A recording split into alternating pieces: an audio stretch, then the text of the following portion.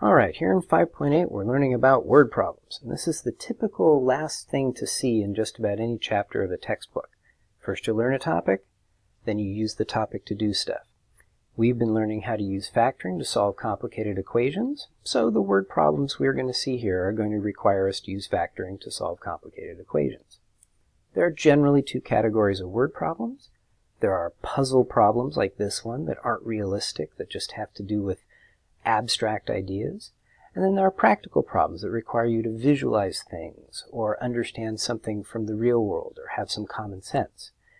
I'll take a look at one example of each. This one here is a purely logical puzzle problem. The question you're being asked to answer is to find three consecutive numbers. So that means there will be three numbers in our answer: a first number, a second number, and a third number. You don't want to use three different variables here. Your equations will come out too complicated. You want to use just one variable.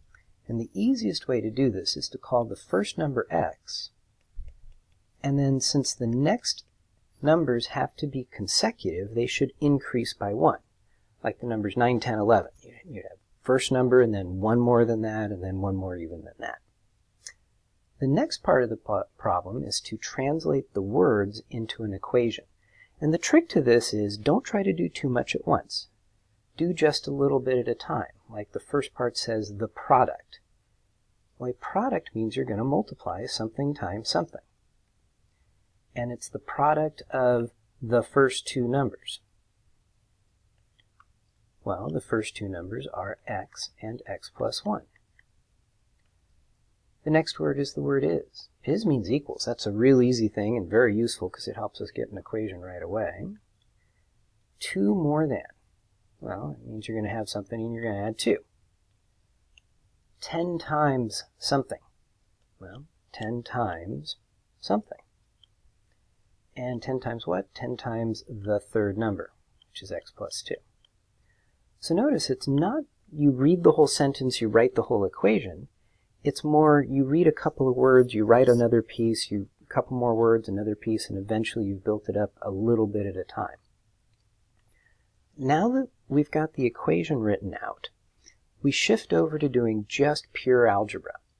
So if you'd like, you might want to pause the video for a second, see if you can work out this equation, and then when you press play, I'll go through it fairly quickly.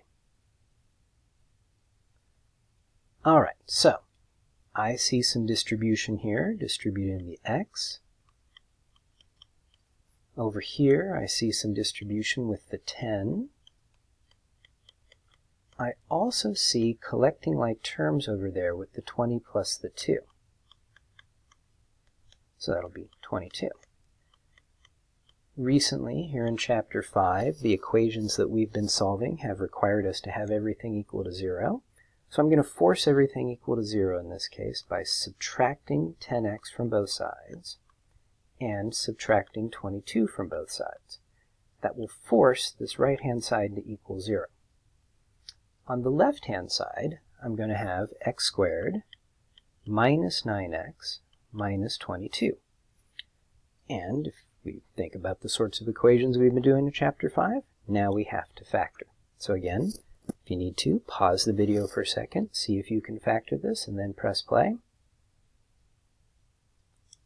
Alright, this factors into x minus 11 and x plus 2. So the two answers are 11 and negative 2.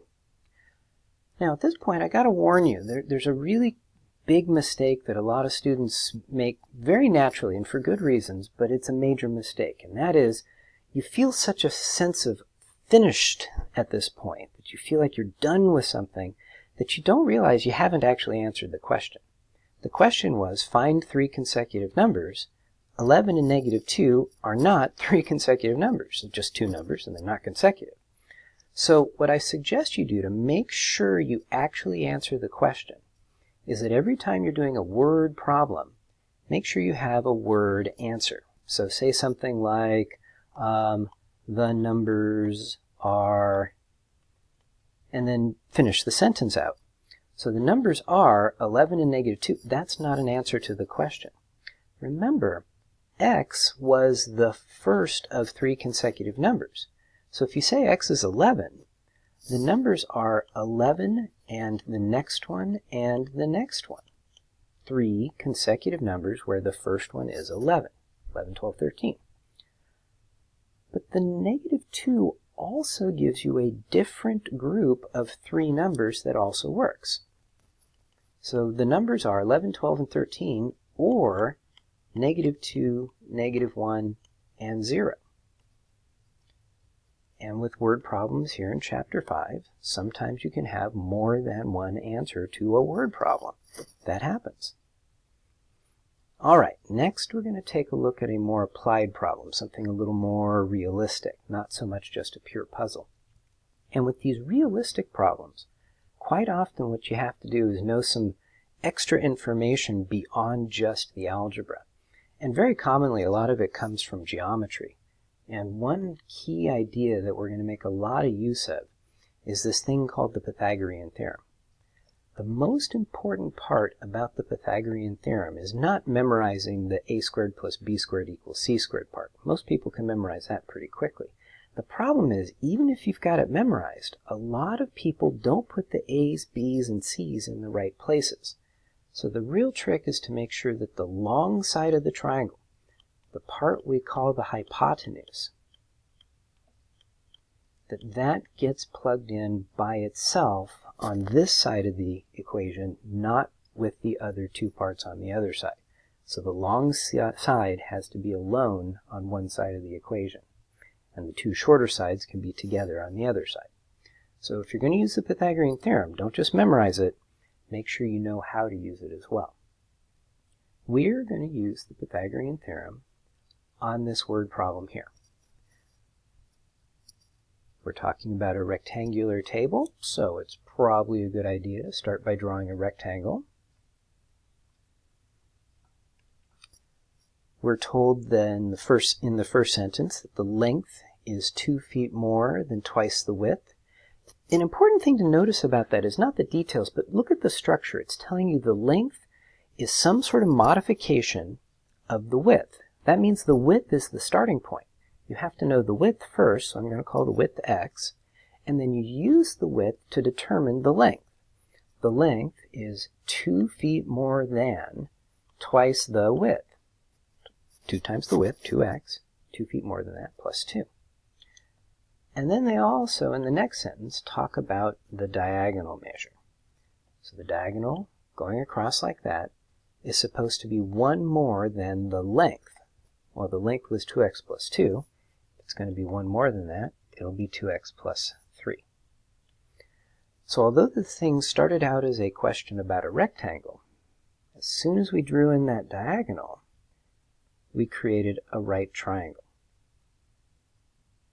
which means we're going to use the Pythagorean theorem. This right triangle, the hypotenuse is 2x plus 3.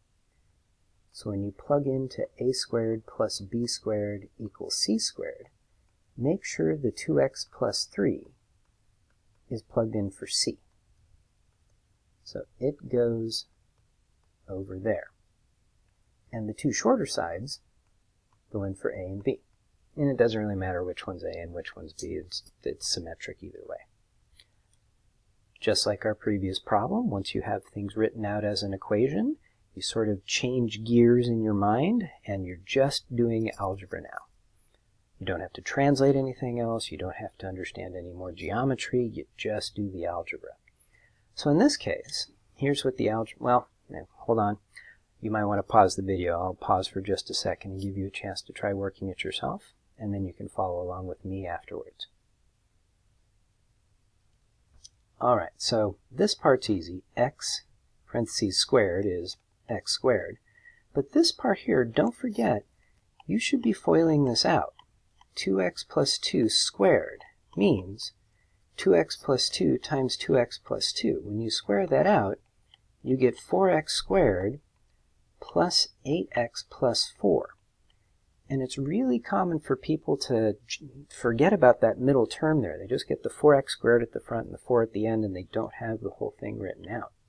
So the way I'm writing it here, where I actually write it as parentheses times itself, that might be a good idea. That might help you avoid that common mistake. Here we get 4x squared plus 12x plus 9. You'll notice there are some like terms over here on the left. There's an x squared and a 4x squared. If we put those together, we get 5x squared. But at some point, remember, we need to get this thing equal to 0. This whole chapter's been building up to this idea that these equations require things to be equal to 0. So I pick one side of the equation and I just clear everything out of that side. So I'm going to subtract the 4x squared, I'm going to subtract the 12x, I'm going to subtract the 9, and that ends up giving me x squared minus 4x minus 5. And then you factor that. And this one's relatively easy to factor. The only tricky part is make sure you get plus and minus signs placed appropriately. This one gives us x minus 5 times x plus 1 equals 0, which means there are two answers to this equation. Now, just like in the previous problem, you have to stop and think about the answer and actually answer the question that you were asked. Here, the question is, what are the dimensions of the table? 5 and negative 1 are not the dimensions of the table. Negative 1 doesn't even make any sense. Realistically, for an actual real-world table, its width can't be negative 1 feet. So let's go ahead and throw that one away right away. That one's not realistic. And that's something you can't do in puzzle problems that you can do in these realistic problems. If something's not realistic, just eliminate it from consideration. Now 5, that's a pretty big table, 5 feet wide, but nonetheless, it's a real-world possibility. There could be a table that big. But dimensions, plural. 5 feet is just one of the two dimensions. It's 5 feet by what? Well, the length, remember, was 2 more than twice the width. So 2 more than twice 5. Twice 5 is 10. 2 more than that is 12.